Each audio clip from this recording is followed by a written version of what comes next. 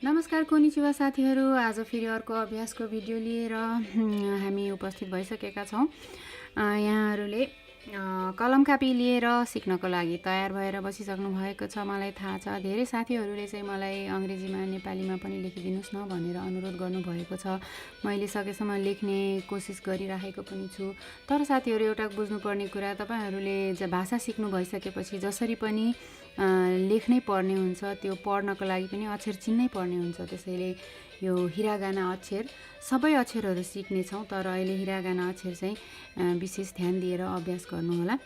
यहाँहरूलाई सजिलो होस् भनेर यो अक्षर चिन्नको लागि मैले यो भिडियो तयार पारेको छु। यो बोर्डमा चाहिँ हिरागानाको 46वटा अक्षरहरू छ। त्यसमा हामी चाहिँ अक्षर चिन्ने र त्यसलाई चिन्ह लाउने प्रयास गर्नेछौँ। सबैभन्दा पहिलो अक्षर आ कहाँ छ? ल देखाउनुहोस् त साथीहरू, चिन्नुहोस् त आ कहाँ छ? आ भन्ने अक्षर यहाँ छ। हेर्नुहोस् त, यो आ भयो। आ पछि हाम्रो अर्को अक्षर हुन्छ इ। इ चाहिँ कहाँ छ त? यसमा इ चाहिँ यहाँनिर देखिरहेको छ, इ। त्यसपछि आएर आ इ उ हुन्छ। उ कहाँ छ? उ चाहिँ यहाँनिर छ। त्यसपछि उ पछि ए भन्ने अक्षर हामी खोज्छौँ। ए कता होला? ए चाहिँ कहाँ छ? ए यो भयो। हेर्नुहोस् त, ए। आ इ उ ए। अब ओ खोज्नु पर्यो साथी। ओ कहाँ छ? ओ यहाँ रहेछ। ओ भयो यो भयो 5वटा। आ इ उ ए ओ। अब का। काको पालो भएको छ। का यहाँ छ, हेर्नुहोस्, का। त्यस्तै गरेर कि। कि पछि अर्को अक्षर छ कु। हेरौँ, कु। कु पछि के हुन्छ साथी? के हो? पक्का पनि हो। के पछि के हुन्छ? का, कि, खु, के। त्यसपछि को हुन्छ भनेर साथीहरूले भनिरहनु भएको छ। को हुन्छ, होइन? को। का, कि, खु, के, को पछि साको पालो आयो। सा यहाँ छ, होइन? यहाँले देखिसक्नु भएको छ।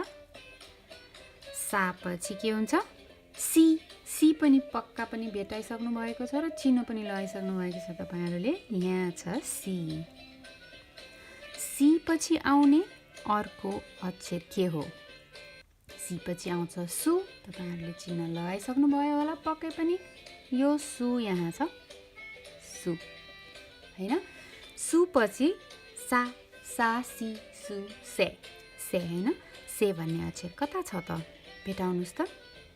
भेटिसक्नु भयो। यहाँ रहेछ से भन्ने अक्षर। से पछि सो।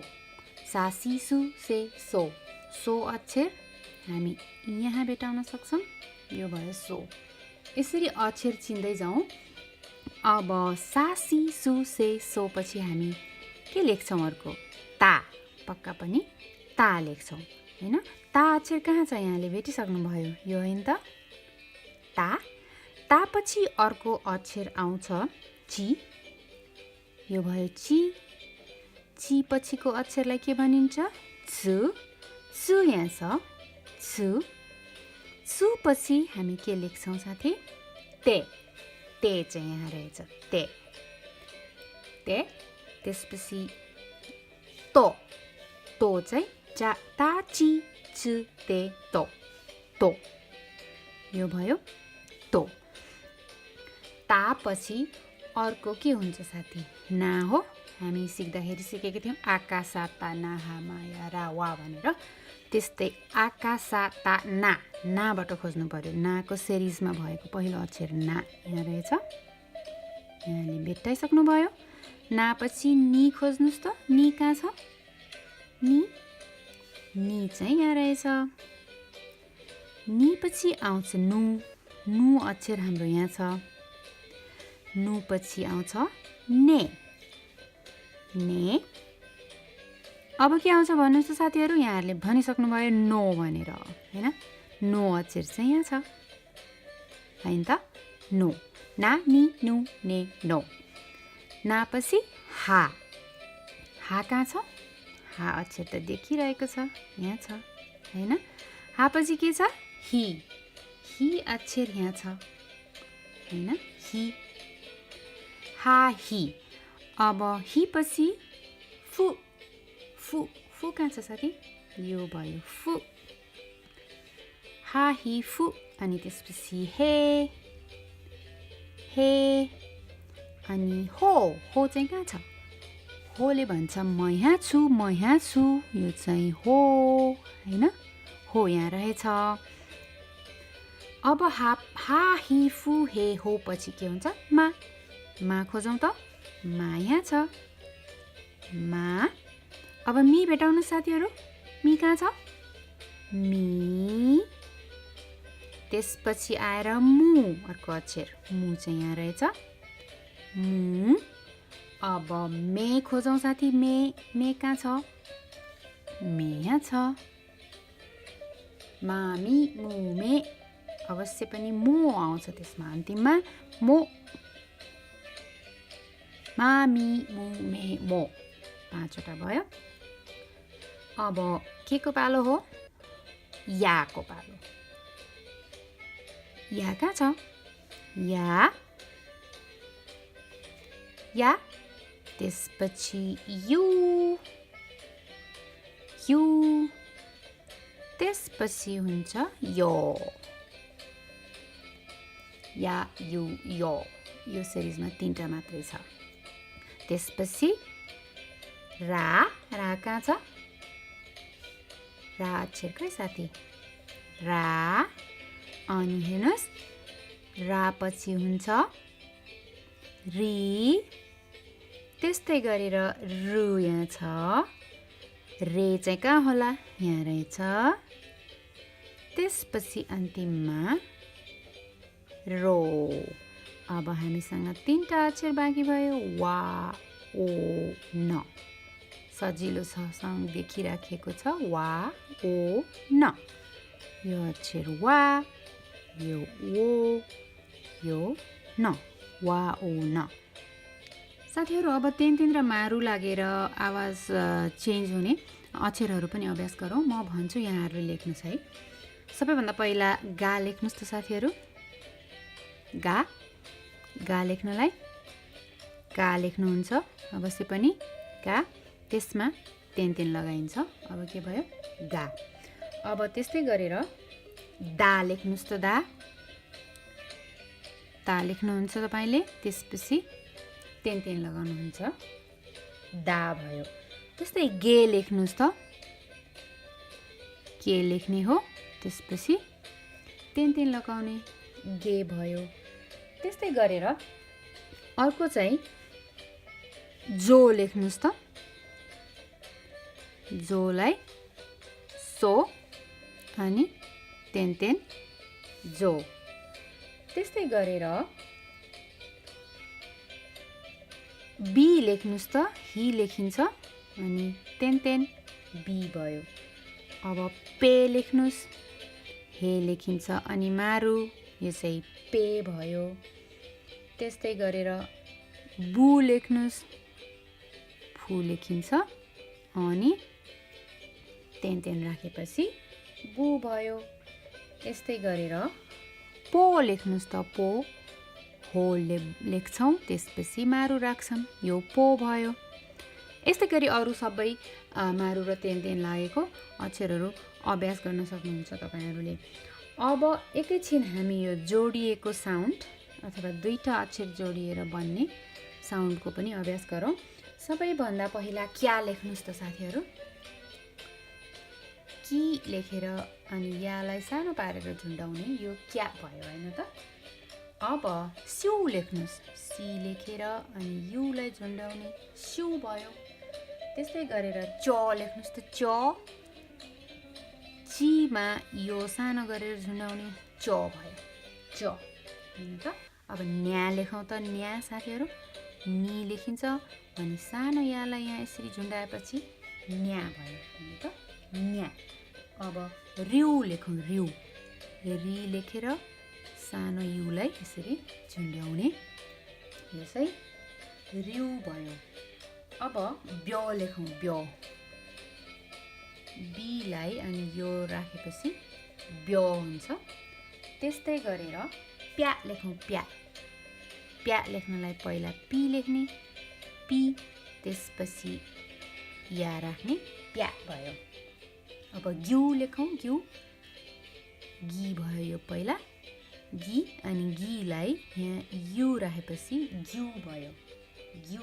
अब ज्या लेखौँ ज्या ज्यालाई यो जी भयो हैन साथी अनि यहाँ या राखेपछि ज्या भयो।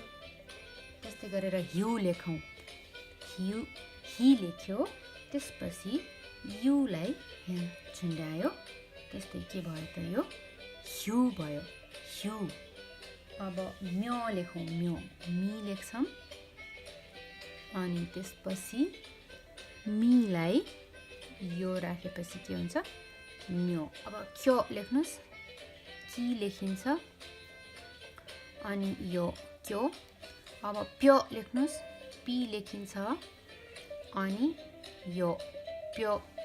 अब र्या लेखौँ र्या लेख्नुस् रि अनि या र्या हैन साथीहरु।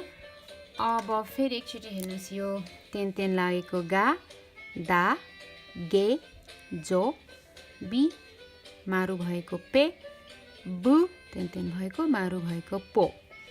अब क्या क्या स्यु चो न्या रिउ ब्यो प्या ग्यु ज्या हिउ म्यो क्यो प्यो र्या। साथीहरु अब हामी केही शब्दहरू लेख्ने अभ्यास गरौँ। मैले भन्छु यहाँहरूले लेख्नु होला अनि मैले पनि लेख्छु अनि तपाईहरुले चेक गर्न सक्नुहुन्छ। यसलाई खाकी तोरी भनिन्छ त्यो भनेको डिक्टेसन हो खाकी तोरी। अब खाकी तोरी गरौँ। सबैभन्दा पहिलो शब्द आउ लेख्नुस् आउ त्यसपछि हाइरु हाइरु हाइरु। अर्को छ क्यौ सिचु क्यौ सिचु क्यौ सिचु। त्यस्तै गरेर अर्को छ वाराउ वाराउ वाराउ वाराउ। नुगु अर्को रहेको छ नुगु नुगु। त्यसपछि नोमु नोमु नोमु। अनि अर्को लेख्नु साथीहरु हानासु हानासु हानासु। अर्को इकु इकु इकु। अर्को कुरु कुरु कुरु कुरु। अर्को छ ज्यागा इमो ज्यागा इमो ज्यागा इमो ज्यागा इमो ज्यागा इमो। अर्को रहेको छ ताबेरु ताबेरु ताबेरु ताबेरु।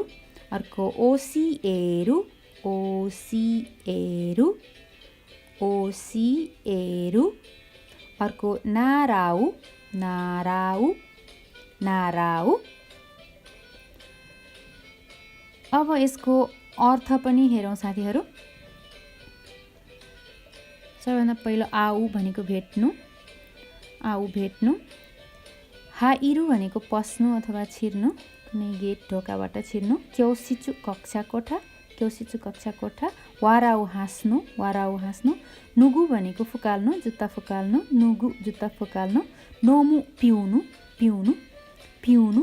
हानासु भनेको बोल्नु हानासु। इकु जानु कुरु आउनु। ज्यागा इमो भनेको आलु हो। ताबेरु खानु ताबेरु खानु। ओसिएरु सिकाउनु र नाराउ सिक्नु।